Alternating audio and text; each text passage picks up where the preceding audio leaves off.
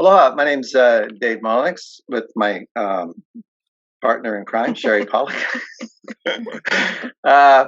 Thank you all for coming this evening. I know more people have been coming. People have a lot of busy lives going on. The Climate Coalition is really important. We need as many people joining coalitions as possible. Our next couple of meetings, we are going to, on March 9th and 23rd, I'm not sure which is which, we're going to have Colonel Ann Wright, former with the military, and present on the military polluting our planet. I don't know if you are aware of this, but the U.S. military are the single biggest polluter organization in the world. It's also the biggest user of fossil fuels. The U.S. has 800 bases around the world, and the next guys we're afraid of, Russia, only has 21. So we're actually the biggest user of the oil rigs and stuff that we're protecting, fueling the weapon systems that are protecting those oil rigs, etc. So it's kind of like a waste of energy. So that if we can just cut the military budget, we spend more on the military budget than the next 10 countries combined, and 8 of them are our allies. So we easily could cut. That's the biggest expense in our is the military budget, and so cutting that dramatically would save so much. So that's Colonel Ann Wright, and then we have Becky Gardner. She does this wonderful presentation on relieving stress and frustration. I don't know why climate activists would be. I mean, we've only got, Fukushima and fascism and plastic in our ocean and plastic in our food. And, when I was a kid, we had like one disaster at a time. We had the Cuban Missile Crisis. Now it's like every day there's like 12 things to worry about. So it'd be good to know how to deal with all these stresses and frustrations, because it can be done. So that's it for me. Thank you very much. I'd like to turn this over to our wonderful co-host and presenter, Melodie Aduja. Oh, thank you. Thank you very much to my other wonderful co-hosts, Dave Mulinix and Sherry Pollack. Good job. Good job. All right. At this time, it is my pleasure and my privilege to introduce to you Noel Morin, and I will give you his background here. And this is very interesting. And as David said, we've got a lot of things to worry about, one of which is our climate crisis and sea level rise. So how do we combat that? Through renewable energy. And that's what Noel's, that's his expertise on renewable energy and EVs. So here we go. Noel is a Silicon Valley product management veteran. He is a small business owner, climate action advocate, and a supporter of sustainable transportation and renewable energy. He wears a number of volunteer hats, all related to climate action and resiliency. He is the president of Hawai'i EV and Big Island EV Association. He's with the Hawaii Red Cross. He's a board member there. He's with the Sustainable Energy Hawaii as a board member, Tesla Hawaii Club director, Hawaii Island Citizens Climate Lobby as a co-lead, and Climate Reality Leadership Corps member. And Noel also dedicates time to programs that encourage the youth to explore STEM careers. He shares his expertise with Next Tech Hawaii and Hawaii STEM Community Care. Noel has a master's degree in human resources and organizational development from the University of San Francisco, and he currently resides in Hilo, Hawaii County. All right, let's all give Noel a warm welcome and take it away. The floor is yours. Thank you, Melodie. I hope I'm coming across clear. I trust that that's the case. Yes. Okay. Well, we have quite a bit to cover tonight. I indicated that I will take about 30 minutes to share information about sustainable transportation, specifically electric vehicles, and then we'll have some time for Q&A. And then I think Dave, you want a bit more time at the end for sharing of climate-related bills, right? So we'll make time for that as well. Well, once again, thanks very much for having me here. Really appreciate this opportunity.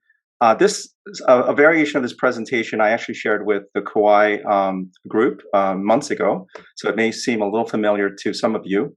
And I also shared a version of this with the Hawaii County Council just the other day as a prelude to the introduction of Bill 120, which relates to the enforcement of the EV charging and parking rules that were launched or codified in law last session. So motivation for me, the work that I do, the various volunteer organizations I work on or in, is this precious blue marble, our planet, which is in crisis. And while the challenge of climate change seems unsurmountable, I think we have the power to fix this. Collectively, we can solve this crisis, but we're going to need to figure out how to bring everyone along. So we need to be able to empower everyone to be able to contribute to the solution. And importantly, our solutions have to or must be inclusive as well as equitable. Fixing this problem requires us to really understand causation. And this should be very familiar to us. Over hundreds of thousands of years, atmospheric CO2 concentrations have been under 300 parts per million. And back in the late 50s, when Dr. Keeling started measuring CO2 on Mauna Loa, it was 350. Just a few, on February 15th this year, just a few, a couple weeks or so ago, it was close to 420 parts per million. So it just keeps going up and up and up, despite all the rhetoric and all the things that we're saying that we should be doing and are doing across the globe. So we have to do more. This rise in atmospheric CO2 is causing our planet to cook, literally, and it's creating this climate crisis that we're all should be concerned about. It's a situation that's become impossible to ignore. We have rising sea levels, we have frequent powerful hurricanes, coral bleaching, rain bombs, droughts, megafires, etc. You've heard it all. And it's this, right? We're seeing a correlation here between CO2 concentration rise and global warming. So we, unfortunately, are just not doing enough to reduce emissions. We continue to dump more than 150 million tons of man-made global warming pollution every day.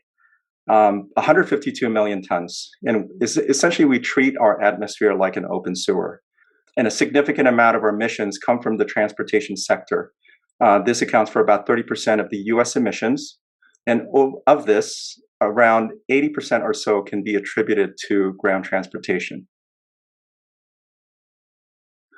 Here in Hawaii, the transportation sector accounts for about 51% of the energy sector emissions, and ground transport accounts for 47% of this. We love our cars and trucks.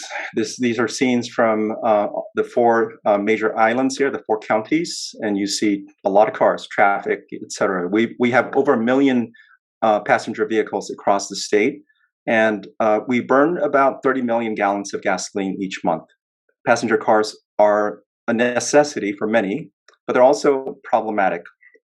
They not only contribute to global warming emissions, as we discussed, it also creates local air pollution, and that contributes to local health issues. It keeps us addicted to oil, and this is very timely these days since we import a lot of oil from, or fossil fuels rather, from countries like Russia and Libya. And because of this, our dependence is also an energy security risk. This dependence is also exposing us to pricing volatility and also adds to our already high cost of living. Importantly, our traditional vehicles, our gas and diesel vehicles, are also very inefficient. And we'll talk about this in a bit. Most of the energy that we put in our tanks is actually wasted as heat. This just means that the internal combustion engines are not only wasteful, but they're also impacting our pocketbooks. So what do we do about this? There are many, many things. I'm sure we all know, this group especially. And I'm sure that we also know that there isn't one solution to the climate crisis, and we need to work on all of them. Making sustainable transportation happen is a very critical step. So the question is, how do we make it happen? How do we make sustainable transportation happen? And I know we're going to be talking about EVs for most of this, but I want to call attention to a couple of important things. The first one is VMT reduction, or vehicle miles traveled reduction. And this is essentially think of it as a framework that encourages mass transit, shared mobility, bikes, even walking. It essentially serves to reduce the need to drive a car.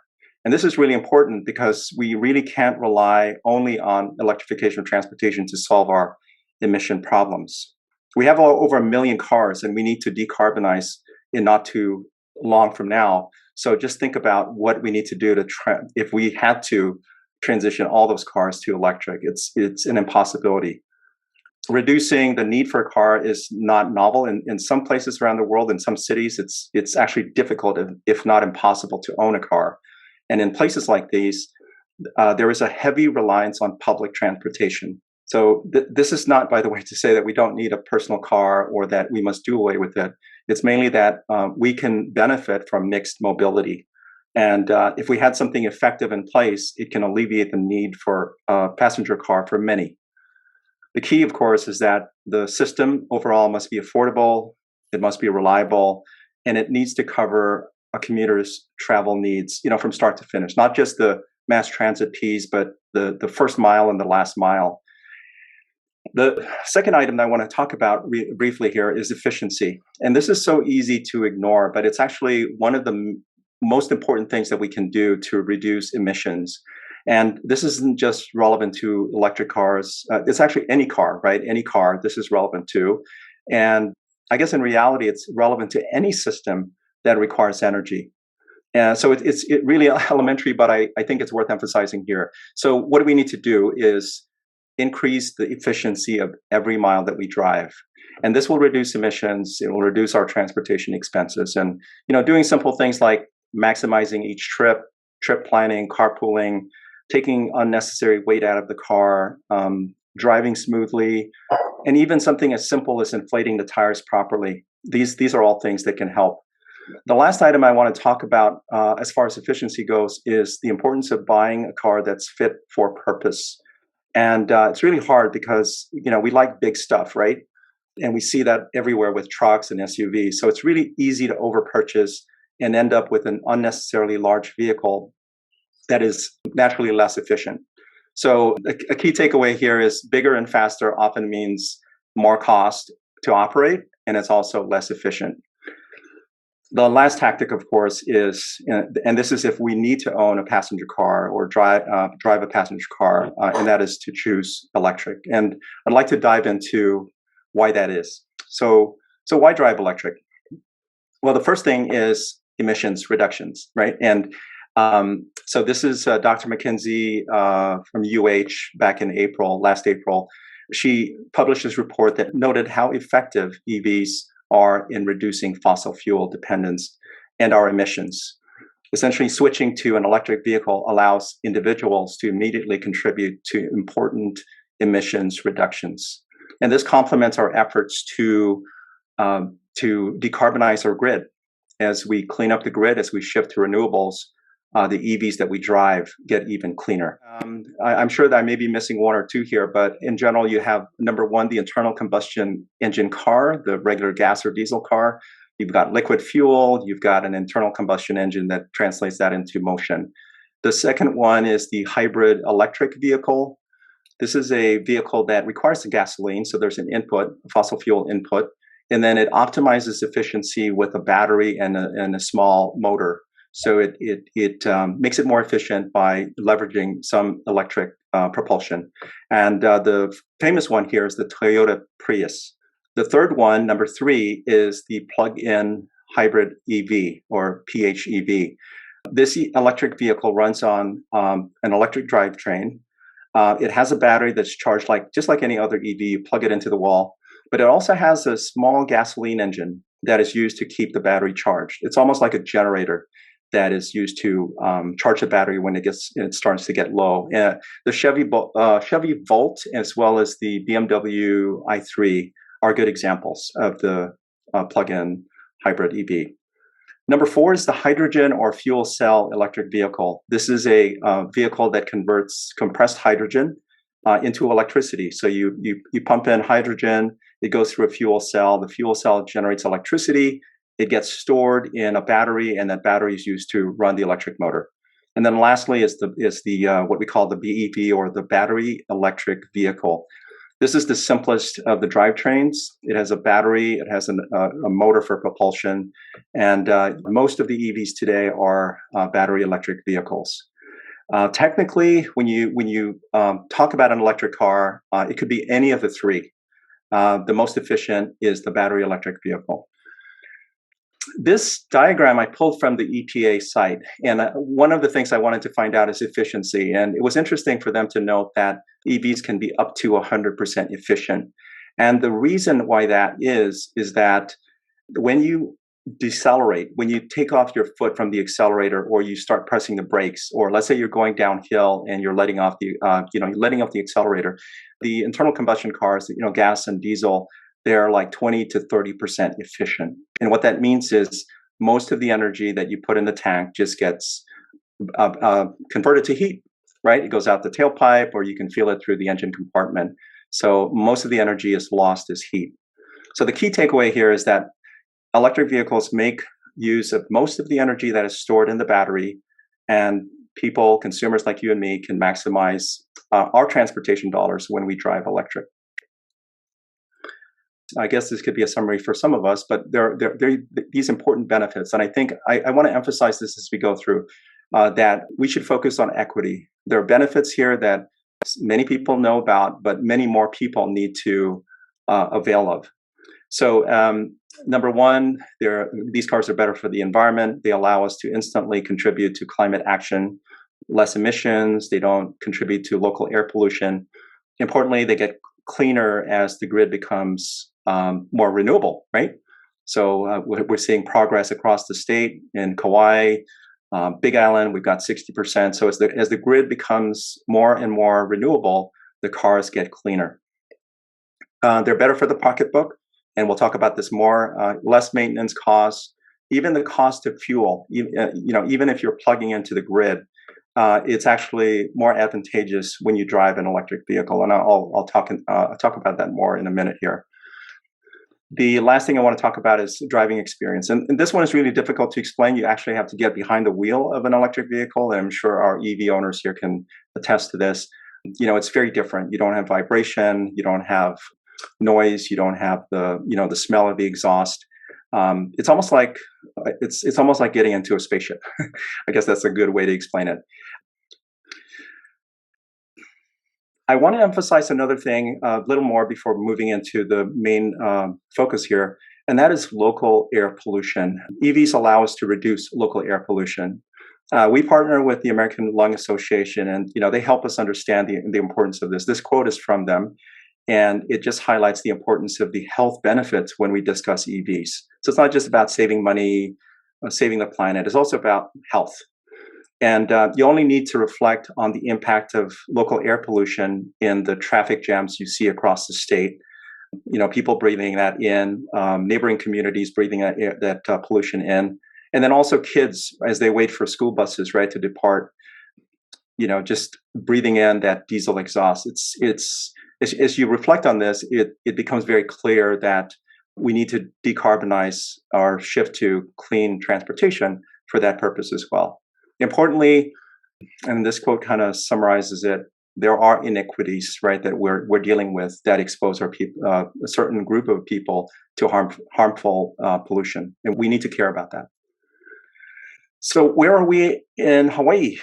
Many are realizing benefits of EVs, and we're starting to see a nice uptick in the transition to clean transportation.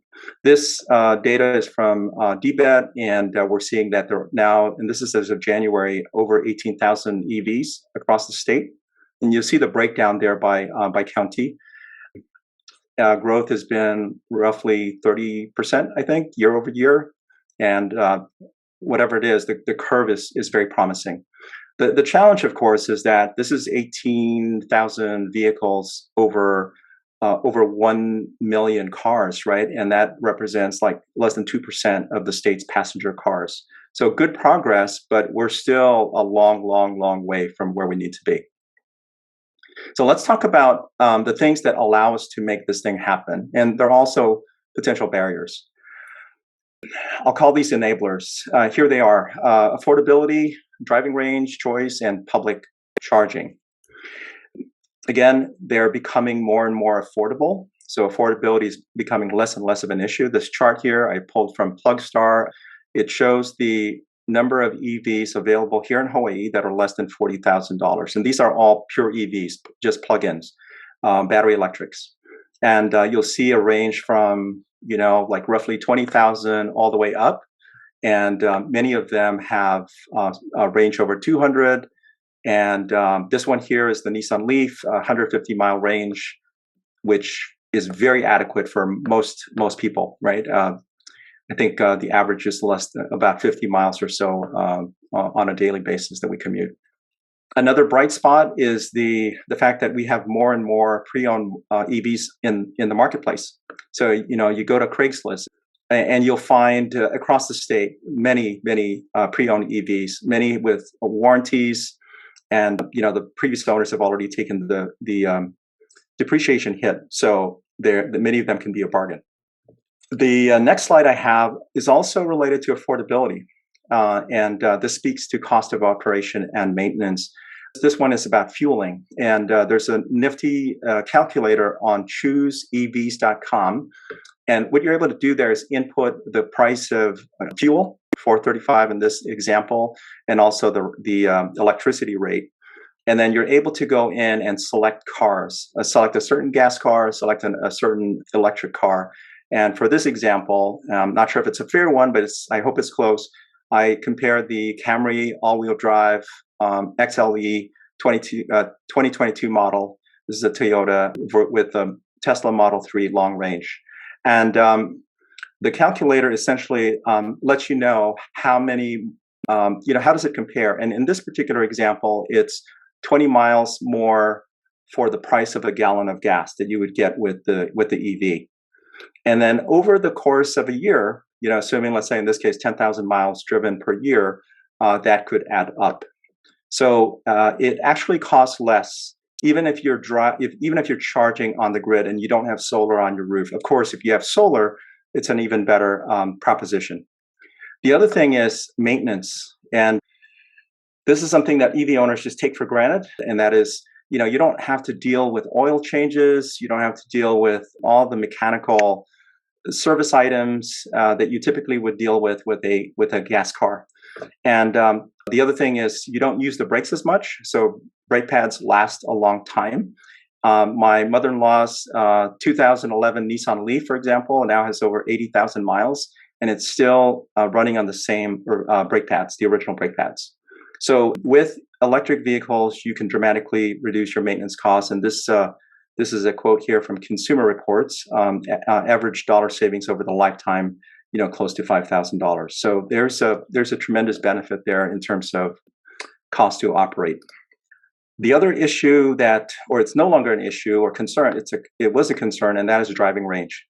People being, concerned that they may be stranded on the side of the road because the car doesn't have enough range and they can't find a plug. My first EV was a Nissan Leaf, 2011, 80 miles of driving range or so. It was very useful here in East Hawaii, but we never dared to take it to Kona. We we didn't want to get stranded on the side of the road. Fortunately today, many of the new EVs have, they go 150, 200 miles per charge. And given that most of us drive less than that per day, these new cars have essentially helped to cure range anxiety. They also come in many shapes and sizes. You don't just have to choose between a Nissan Leaf and a Tesla now. There's so many different makes and models to choose from. There's an EV for almost every need. Automakers are competing to outdo each other. They're also spending a lot to market their products. I'm sure if you watched the Super Bowl this year, there were, I think, like 6 or so EV-related commercials, and those are not cheap. So they're getting the word out, and we're starting to see and learn about many new EVs that will soon be on the market, including trucks. I'm sure we've heard about this. The electric F-150 is an example. There's heavy demand for that. They have interesting features like the ability to act as a giant backup battery, with the connectivity with the home. Once these EVs land, we'll start to see even more, an uptick in adoption of electric cars. Now, one thing I didn't list as an enabler is public policy. And here, this is a list of phase outs that have been announced on the sale of new gas cars, different governments across the world. And as you can see, many have started to indicate that at some point in the future, and some of these are not too far out, they're not going to allow the sale of new gas cars. And what that's doing is it's just putting pressure on manufacturers to come up with their EV, non-gas, non-diesel version of transportation. I noted here that there was an executive order that 50% of new cars must be zero emission by 2030.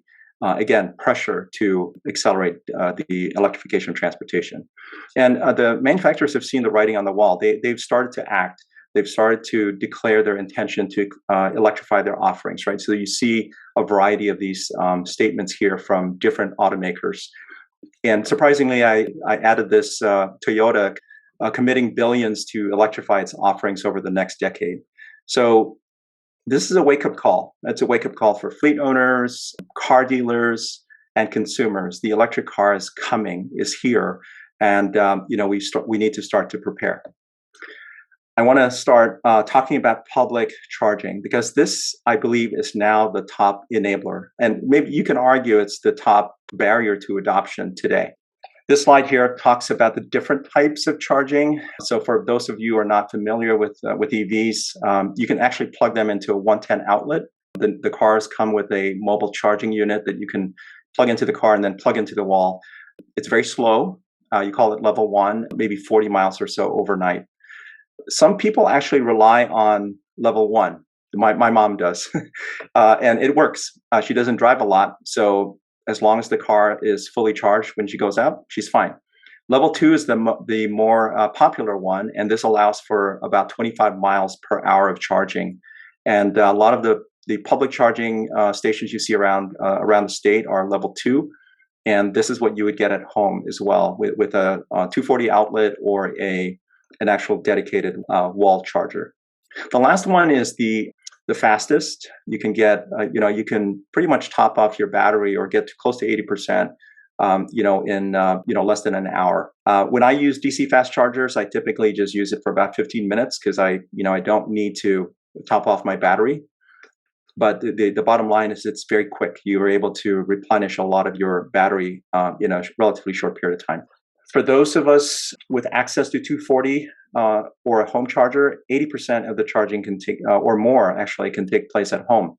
And the way it works is you get home, you plug it in. When you're done, ready to go, you unplug it. It's almost like dealing with your mobile phone. And also, many cars now have the ability to schedule charging. So if you want to take advantage of cheaper time of use rates, when energy is cheaper during the course of the day, you can actually program the car to charge only then. The challenge, of course, is that not everybody can enjoy this or is able to enjoy home charging. Many of us in Hawaii don't live in single-family homes or places with a carport or garage. They live in condos and apartments. Many rent homes where the opportunity to install a home charger may not be feasible. And I think we all know that we have a significant number of low, middle income and ALICE households here. And we have to be cognizant of that. So for us to succeed in decarbonizing the economy, for transitioning to sustainable transportation, we want to make sure that the solutions are feasible for all households. And this is why we're highlighting the importance of reliable public charging. Across the state, you'll find public charging, and this is, I already mentioned that level 2 is the most common. You'll see level 3s as well, or DC fast chargers. And you'll see them at, public spaces, right? Shopping centers, office buildings, public parking structures. And some are offering free charging, but many of them will charge a fee for use, which we're very supportive of. Here's a sampling from Big Island. I, took some screenshots of charging stations across, and you'll see different form factor, different manufacturers. You'll see level 2s as well as the DC fast chargers, the big ones.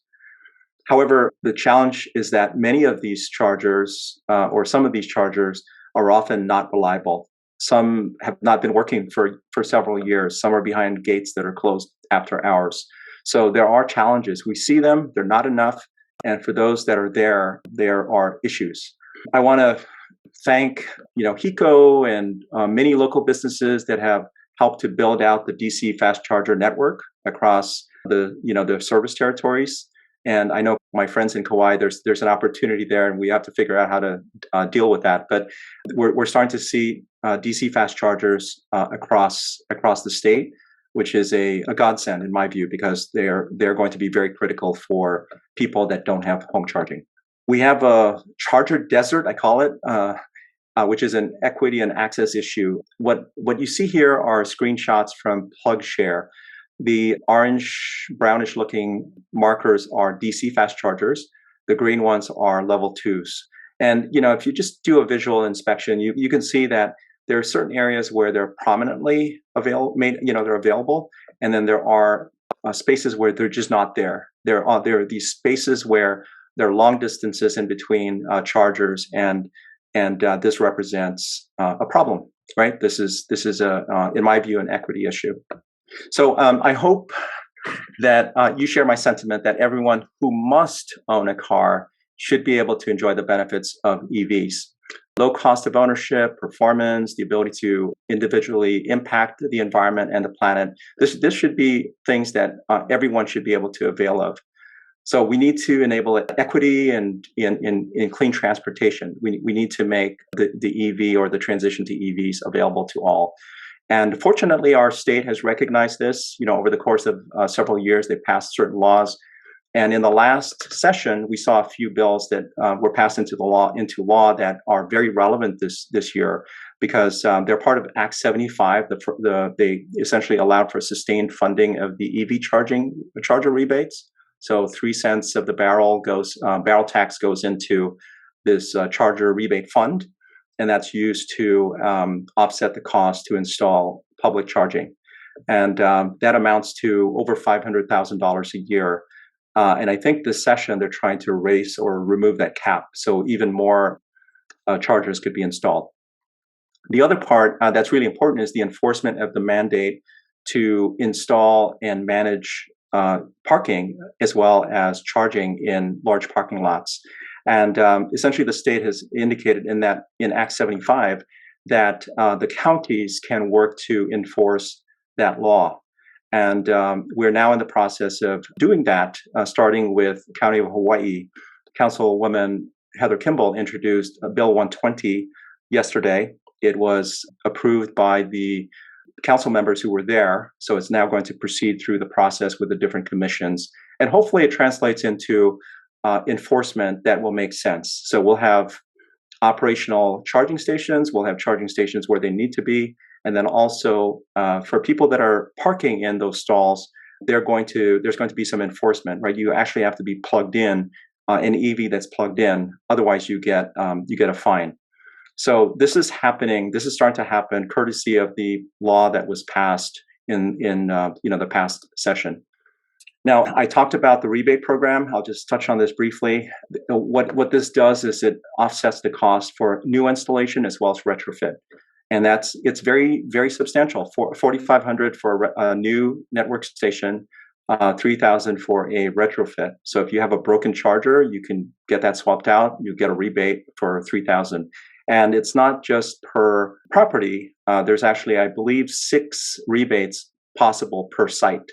So if you're a store and you want to install 6, you can avail of the $4,500 times 6. DC fast charger, even more. They're pretty expensive. So you have a $35,000 rebate for a new installation. So this is really important for local businesses, nonprofits, condo associations, apartment owners, etc. And we encourage our members to let those property owners know about this program. Some of them just don't know, and as a result, they're unwilling to invest to make the change happen. I'm going to be wrapping up soon here, so I hope I'm still okay with time. I want to talk about the impact of business, and I think this is really important because as we start to talk about or move into enforcement of that law, Act 75, we're going to see businesses start to be faced with this question, like, what does this mean to me, for my business? How am I going to recoup the cost? How much is it going to cost? What are the benefits? And we view this public charging as a win-win. First of all, there are the cost offsets, right? This is limited time, so they have to act soon. So they've got the EV charger rebates that I mentioned earlier. There are tax credits for the Hawaiian Electric territories. There are the lower charging rates, EVJ and EVP. So this would benefit the site hosts.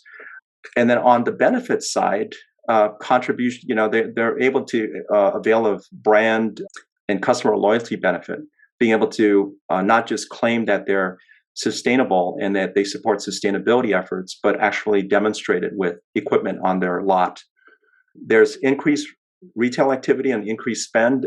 I got information from one of the companies that does the installations, and they've indicated that Target has, confirmed, although it's kind of intuitive, that the customers that are plugged in actually spend more time in the store, which is a duh, right?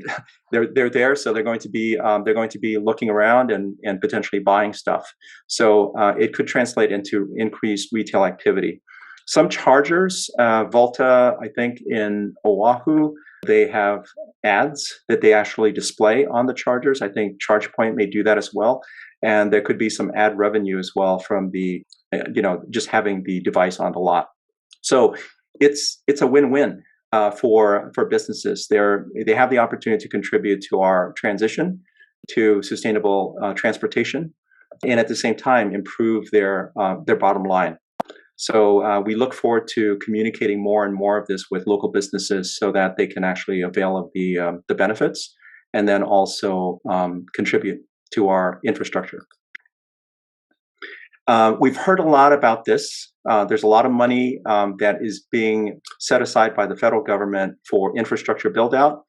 We've heard about the 7.5 billion for EV infrastructure. About 2.6 million of that is for the initial round is headed this way. There's the federal build-out of 500,000 EV chargers. So a lot of investment coming from the federal government, and it behooves our government, our local government and state government to start to figure this out, right? Let's start to think about shovel-ready projects, projects that could make use of these funds. And I'm looking forward to seeing this translate in the near future to better infrastructure.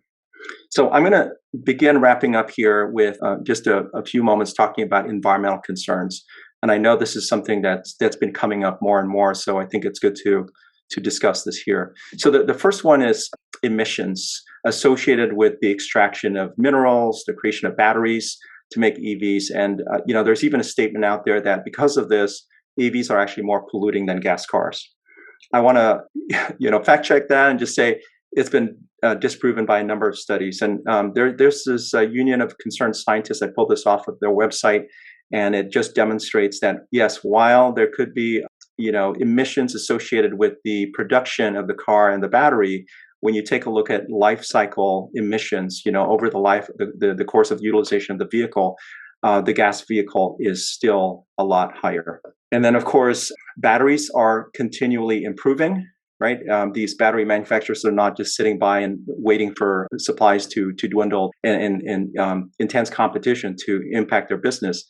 They're constantly researching and looking into different battery technologies, battery chemistries. We now know that the LPF batteries are being used in Teslas and other cars, and those are cobalt-free. So that should be addressing some of the concerns about conflict minerals. There are batteries that are lasting longer and longer. And importantly, the economies of scale and improvements in chemistry is also resulting in affordability. So that means lower priced EVs and the ability for more people to avail of EVs. The other question is, what happens to used batteries? So are they going to end up in the landfill? What exactly will happen with these batteries? And that's a very valid concern. And one of the things we need to be looking at as a state actually is how can we ensure that there's circularity in this whole thing, right? That we're not having to ship batteries for upcycling, recycling to other states or other nations, that maybe we can do this here. So when batteries are no longer useful for EVs, let's say the range is gone down significantly, there's still life in those batteries and they can be used for storage. And there was this Clean Technica article a couple of months ago where a company in California is actually utilizing used Nissan Leaf batteries, and they're storing energy during the high solar production day, part of the day, and then they're selling the energy when the demand is high. So they've actually been able to demonstrate the utilization of these batteries as storage devices for stationary purposes like grid.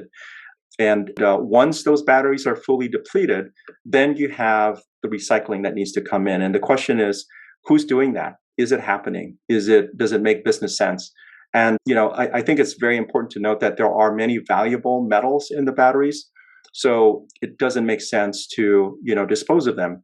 And there are several companies that are actually involved in recycling. Redwood Materials is one. I think one of the Tesla founders is there. Lithium Cycle, Resell, Global Battery Alliance. There are many different organizations out there that have started to do this and are finding that it actually makes business sense. So this is an opportunity, not just for those companies, but I think we need to take a look at what might happen here for the upcycling and maybe even recycling of used batteries. I'm going to transition now to local action, and I will apologize that this is an eyeful, if I may. So I'm going to just shift into some of the information that we've been sharing with the Transportation Task Force, the Carbonization of Transportation Task Force. And there are so many bills out there. I just wanted to highlight a few that are coming up for hearings and also those that are just impactful. So there are the items that are in red, highlighted. These are being heard this week, tomorrow, right? The 24th, yes. And you'll see that there are incentives. These are great for LMI. You've got rebates for EV purchases for HB 2090, SB 3158. That's also a rebate with a bias towards low income. And then there are a number of EV charging infrastructure related bills here. I wanted to call out one that is notable, and HB 802 and SB 763. There was a clause in there to lift the aggregation rule. Unfortunately, both of these bills died, and we're going to need to figure out how to get them back in the coming session.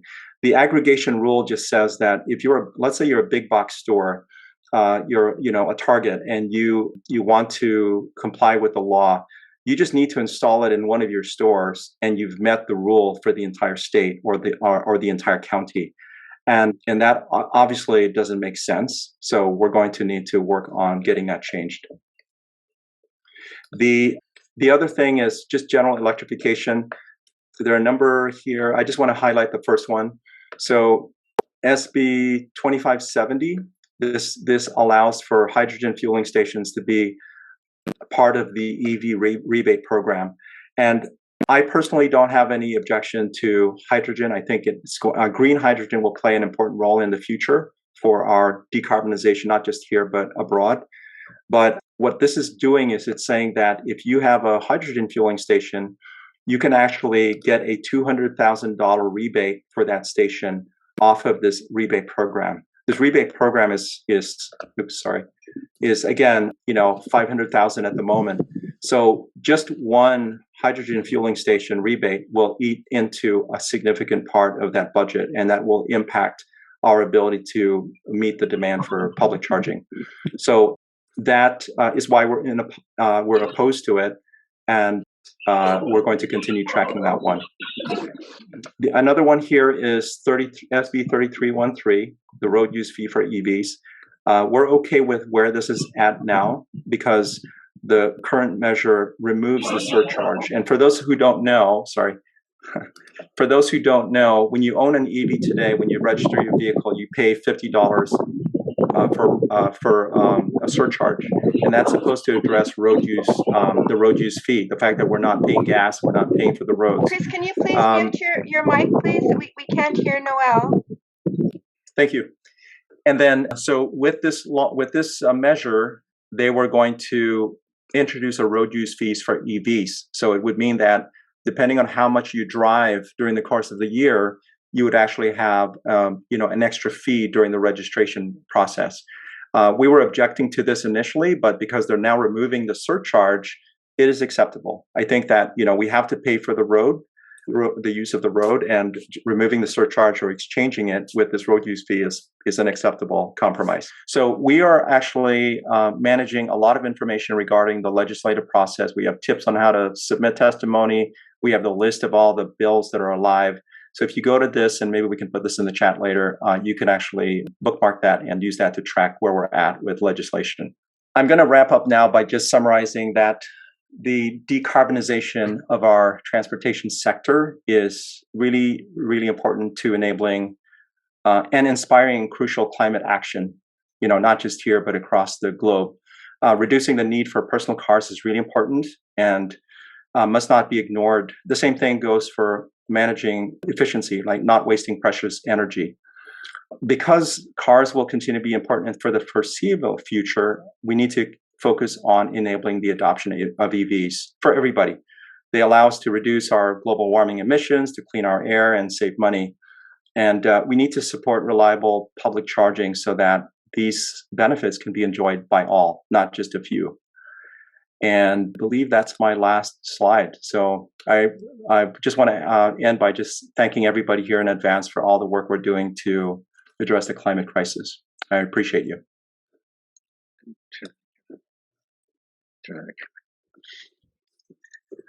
So Hey, I think we have everyone. questions. Please raise your hand if you have a question. I guess Ted Bolin has a question. By the way, before anybody says anything, oh my God, that was so awesome, Noel. You are just amazing. Thank you so much. That was just an incredible presentation. Thank you. Yeah, I ditto that very much so. Very appreciated. Thank you so much. Me too. There's so much information so quickly. On a sourer note, I've experienced a couple things at the LEDs this week on EV and on energy that I wanted to tell everybody about. There's a bill which you mentioned, Senate Bill 3311, and in the SD1 version, the TRS committee took out the "we shall remove internal combustion cars by 2045" on the argument that it's too soon, that we cannot remove our internal combustion cars by 2045. The auto dealers said it's because we have a 20-year service life which is news to me. But so we would have to start buying all EVs by 2025. Sanhee also said that it's too soon and we can't do that. And in the committee today, Consumer Committee today, Onishi and Har were basically going after the PUC and accusing them of raising the rates of electric consumers. This is an EV, but just in terms of the overall pushback from the fossil fuel folks, that the solar agenda of the PUC was raising rates for consumers. And since this was the Consumer Committee, these good representatives were lowering our rates by pushing for less solar and less subsidy for alternative energy. This is sort of the mindset of the fossil fuel folks, and some of them are in our legislators. This is Onishi and Har I'm referring to. But the extent to which they were going after the good environmental direction of the PUC, which, by the way, is really unusual for a PUC, and is, I think, in some jeopardy if Jim Griffin leaves, when Jim Griffin leaves in June, and when David Ige leaves in December, there's some risk here. So I just wanted to get some reaction to that, Noel, and see if you have any thoughts. Well, number one, it's disappointing, just to hear that. It's also expected, right? I think that time and time again, we're seeing that the pressure to maintain the status quo, and that could be influenced by, industry, that will continue to influence what happens. I think it's really important for the public to really raise awareness of the need for change. And I think that we're seeing a lot of that, right, with testimony that's happening. But maybe there's just not enough to essentially drown out the demand to maintain the status quo. I'm optimistic that the just the things that we talked about, right? The fact that even if you're plugged into the grid, it's still more fuel efficient. That the churn we're seeing in the marketplace, right? I'm not sure what's going to happen with gas prices with the conflict in Ukraine and Russia, but it's bound to have some impact. We're going to see reasons to shift to more efficient solutions, electric cars, and as a result of all these things. It's one of those things where it's getting to the point where price parity, if you're faced with a decision to buy a car and you want to choose an electric car of some sort versus a gas car, the price difference is so minuscule that you now have the opportunity to move on to an electric vehicle. So the where they're at in terms of the market, just the products, the pricing, the range, all the things that I just talked about, just makes it so compelling. It's almost like a no-brainer to go down this path versus buying a gas car. So I guess in one way I'm saying that the market will tend to it, but at the same time there are these barriers, right, that we talked about. Like if there's so much obstruction to, let's say, the actual implementation of charging infrastructure. We're going to have a big swath of our community that just will not be able to do it because they just don't have the opportunity to plug, to charge their car. So I guess I don't have a very good response to it, other than I am disappointed at the same time. Kind of like expecting that something like this would happen. I do hope that that there will be some bills that do make it, that will make a difference, just like we saw in the last session, right? Anyway, maybe somebody else has some thoughts on this.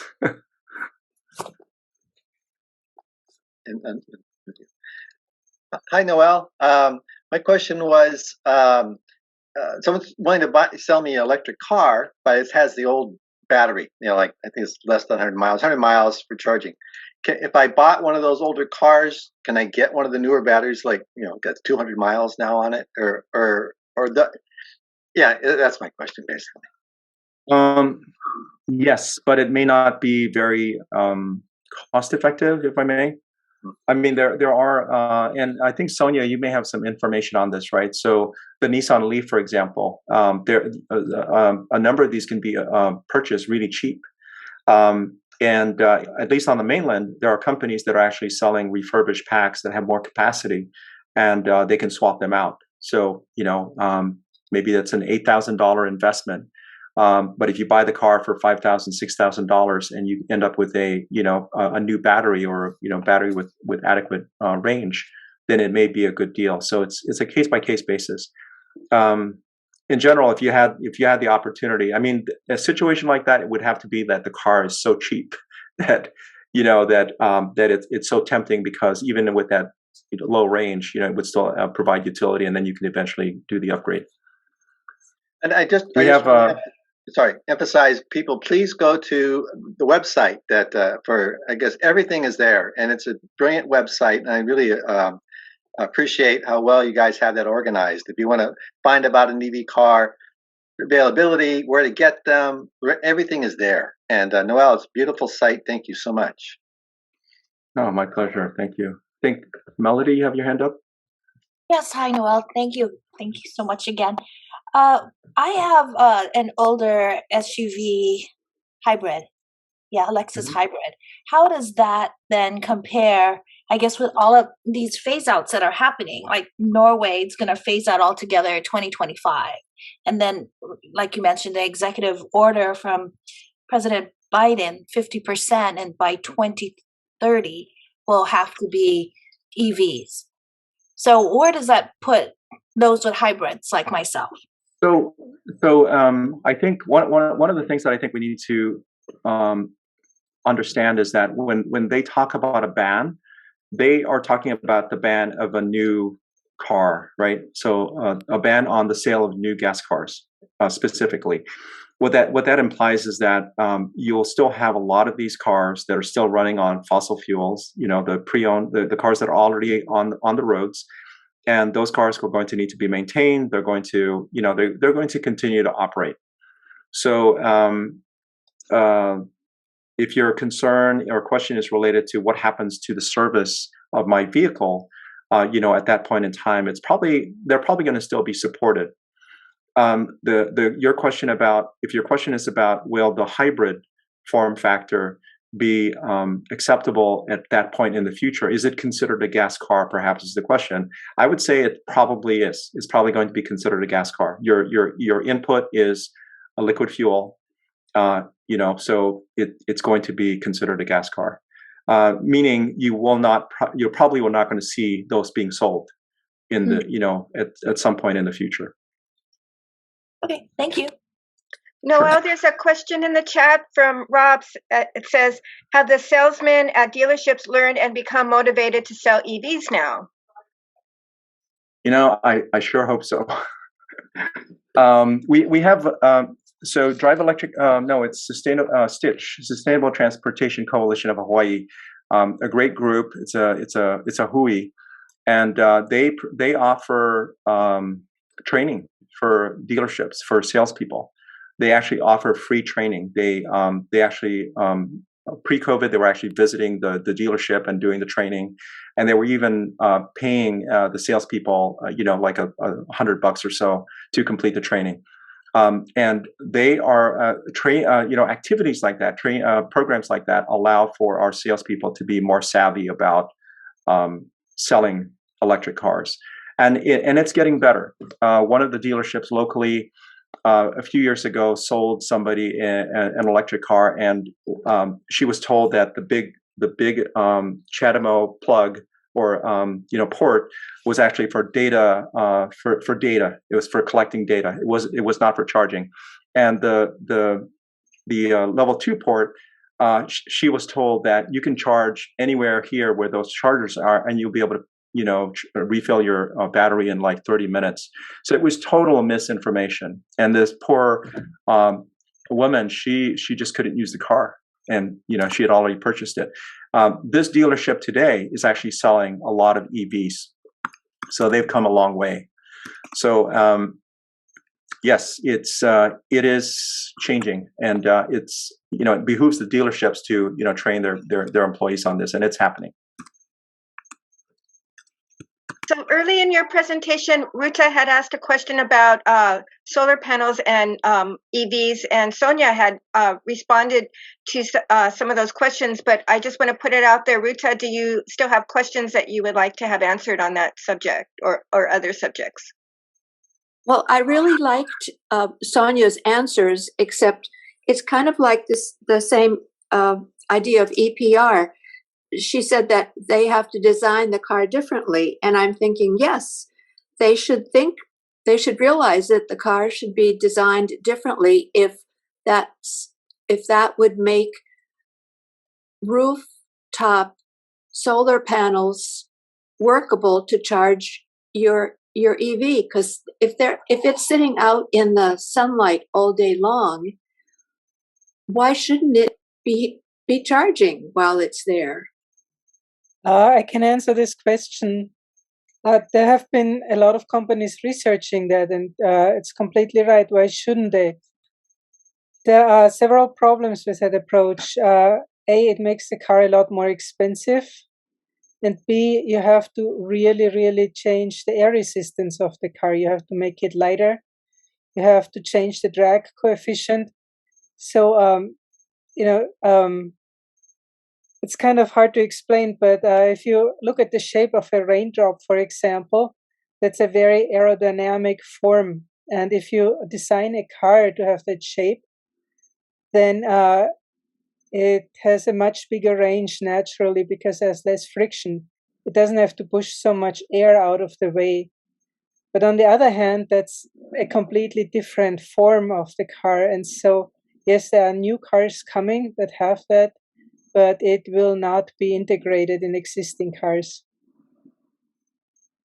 I think one of the things about that is that even if it were the shape of the roof line, just the amount of energy production is going to be so small that it couldn't it couldn't support, the majority of the, the car's needs, right, or the owner's needs. So it could augment, it could help, but it can't be.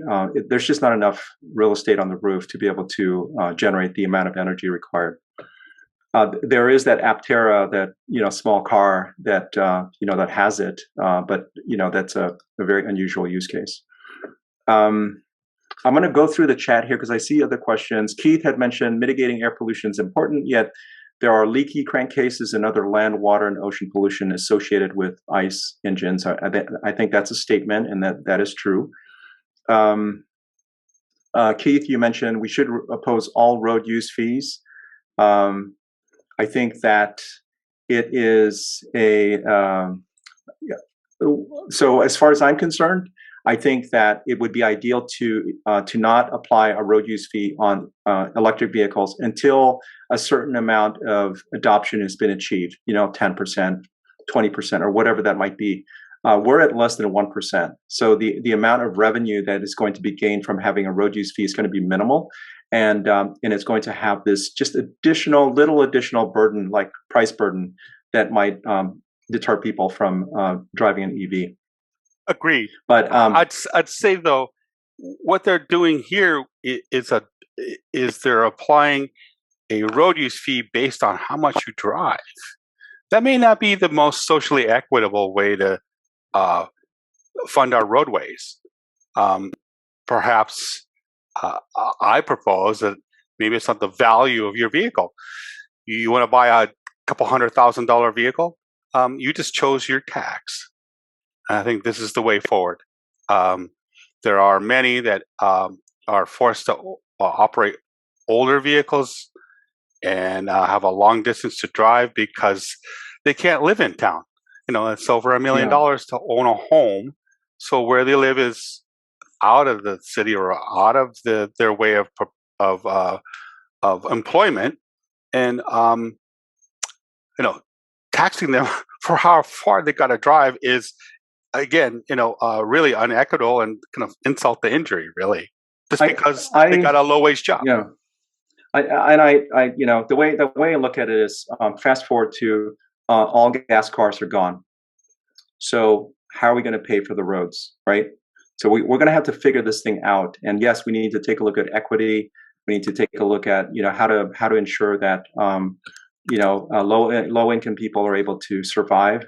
And I argue that this is just one component that needs to be addressed, right? This doesn't solve that particular problem that you're concerned about. I personally think that it needs to be correlated with the amount of potential damage to the road wear and tear. So there's a function of weight. It's a function of how much the road is used. But and maybe like I said, the type of fuel that it's using as well. Again, it's a silver buckshot solution. A one fee won't solve all problems. Yeah. Anyway, are there other questions? I scanned through the chat. I don't see any more.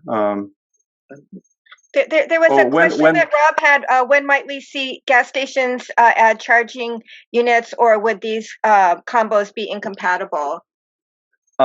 Soon. I hope soon. Gas stations are ideal, especially the gas stations that have food, beverages, that sort of thing. I mean, these service stations don't make a lot of money selling fuel. They actually make a lot of money selling goods, right? Selling food and drinks and all that good stuff. And when you have a person charging their car, let's say you have a DC fast charger at your charging your service station, they're still going to be there for about 15, 30 minutes. And if you had an establishment that sells stuff, that's a win-win for you, right? So I think that this is bound to happen. There is one situation in Oahu. There's a 7-Eleven out there with a DC fast charger, and we're looking at identifying and convincing service station owners, right, especially the big ones, to consider installing charging infrastructure. They just have to look at what's going to happen in the very near future and see that their customers are going to want to be able to charge and not just fuel, with gas. So they're actually compatible. I think they're compatible, very compatible. Sherry, you have your hand up? Well, Ted has a question in the chat. Would you prioritize SB 2196 SD1 with hearing tomorrow at 9:30 with chargers for multi-housing? Yes. And I did send out an alert on that. We are supporting that. And I ask about prioritization because you said that so many of us don't live in single-family housing. This has equity ramifications as well as important reaching of the markets that are hard to reach. Okay, great. We're going to have to wrap this part up. And Noel is available for questions. You can email him and we can get you the information. Everything's on his site. Thank you, Noel. That was wonderful. And beyond wonderful. Oh my God, that was incredible. And so kind. Thank you. So we have our task forces that wanted to make presentations, and on the end here. So Ted, would you like to go forward with your task force? Yes, the Green Constitutional Amendment Bill is moving forward in the Senate. That's Senate Bill 2962 SD1. It got through AEN, and it has a hearing, needs a hearing at Judiciary and WHAM in a joint session. Senator Rhodes, who heads Judiciary and therefore leads this, is in favor of the bill, and I think he's going to hear it. So unless Dela Cruz says no, I've written Dela Cruz and asked him to hear it as well. And so I think we'll be in good shape in the Senate. The House bill died. That was 1803. It did not get a hearing at Judiciary and Hawaiian Affairs with Chair Nakashima and Vice Chair Matayoshi for the second year in a row. So we've got a problem in the House, and we'll see what happens if it succeeds in crossing over. We'll be pushing for better result in the House. So that's the story with the Green Constitutional Amendment. We're still alive and well.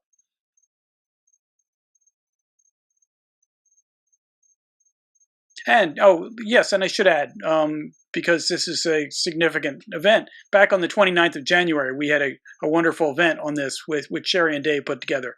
And kudos to them for that event. Good. Well, I just before we go on to any more task forces, I just feel like I want to just could everybody just, make noise or something for Noel? I mean, that was one of the most incredible presentations. I mean, you were just so awesome. I just like everybody get unmuted for a second and make some noise. Woo!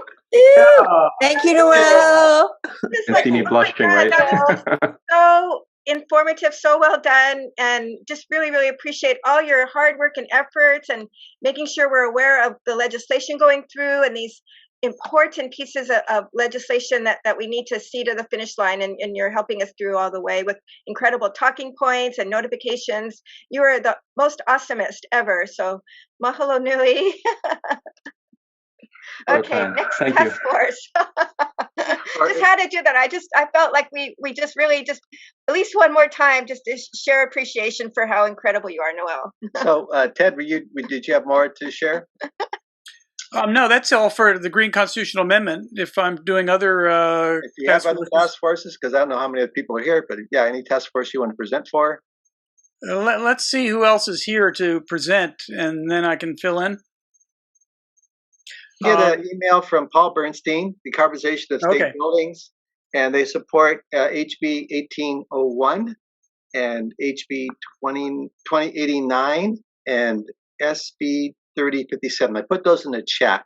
So they oppose SB 2513. And so you can his contact information is at the top of that there. So if you want to get involved with the decarbonization of buildings, these are the current bills that they're focused on. Yeah, I can address that a little bit. 1801, I think, is the most important. This is a bill that almost passed last year, died in conference.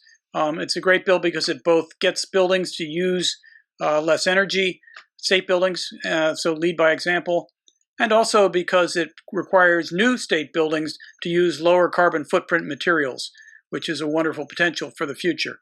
and I agree that the SB 2513 is a bill that ought to be opposed because it's kind of taking on, kind of trying to kill intermediate power, interruptible power, intermittent power sources like solar and wind. There's a hostility in certain members of the Senate who are in power to anything that's intermittent. They have been sold a bill of goods that, oh my God, if you don't have a firm power, then the lights are going to go out, and we got too much of this wind and solar, and we need good old-fashioned firm power like wood chips or coal. And they don't seem to have any respect for the decarbonization needs that are going to have us all underwater in 50 years. So this is a good time to fight for what you believe in. Thank you. And then would you like to talk about the carbon sequestration? It's in the chat. There's some bills there. Yes, I would. Kara's not here tonight, too. Kara Oba's doing that. A great job on that. 2493 carbon sequestration is a bill that's was almost got passed again last year, and it's gotten more of a focus on soil health than it had before. So it would try to keep farms together and forests and enable people to get basically some incentives for engaging in cover crop and other soil sensible programs that have a chance of sequestering some of our carbon. Because I think you all know that if we just cut on emissions, that's not going to be enough. To get to carbon negative, we gotta sequester a whole lot of carbon, and that means working on forests and soils, and the microbes in the soil are so key. So that's really important. 3225 is a companion bill. Those are both great bills that need to be passed, I think.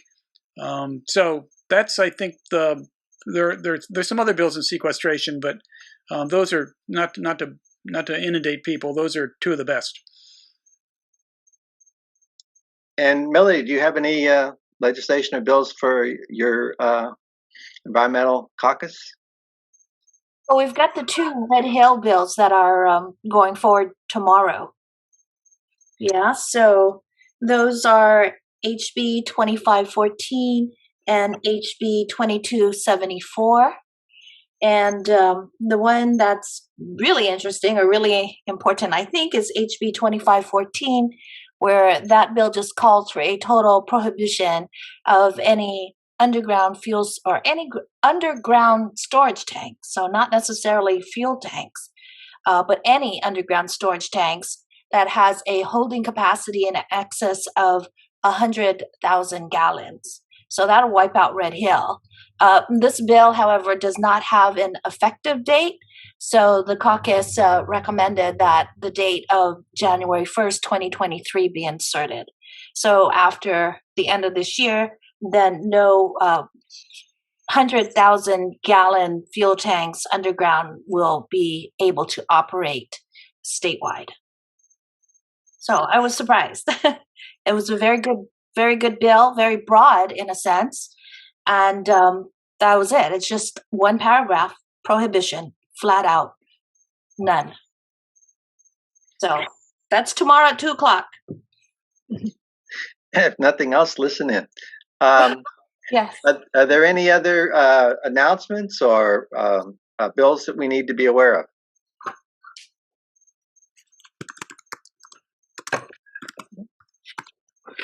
Hearing none.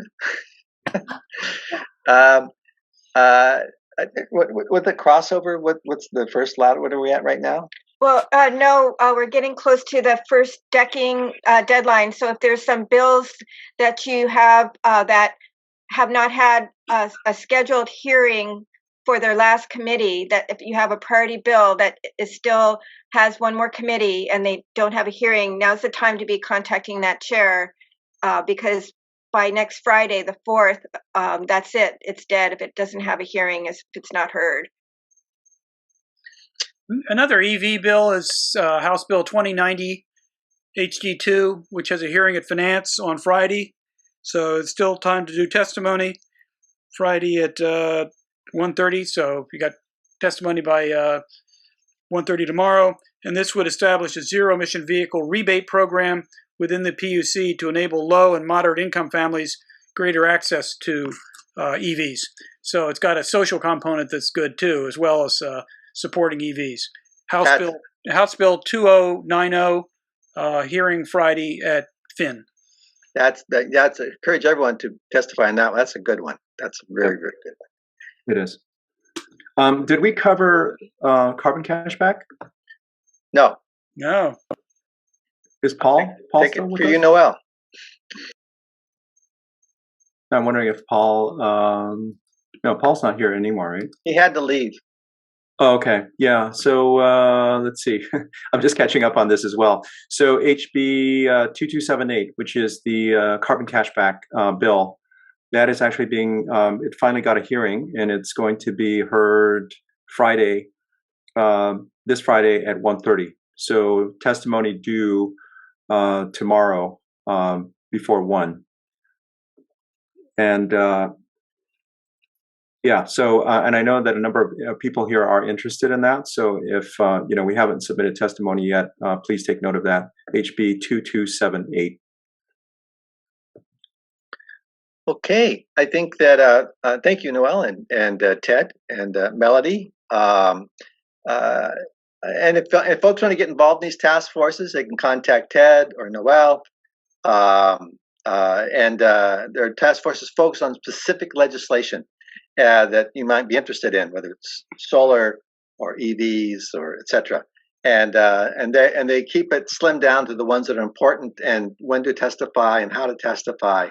And it's helping us focus so that we're not trying to do everything all at once, which is kind of goes on for a lot of us. We're trying to do it all, and we can't. And so the task forces are really helping put people's energy in a more focused way instead of all over the place. So I guess that's the end of our evening. Unless there are any other questions or announcements for other events, I don't know of any. But thank you all for coming, and thank you, Noel, one more time. Yes. Thanks, everyone. Have a good evening. Thank you. Thank you so much. That was just so awesome. Aloha. Thanks. Thank you. Aloha, everybody. Thanks for joining us.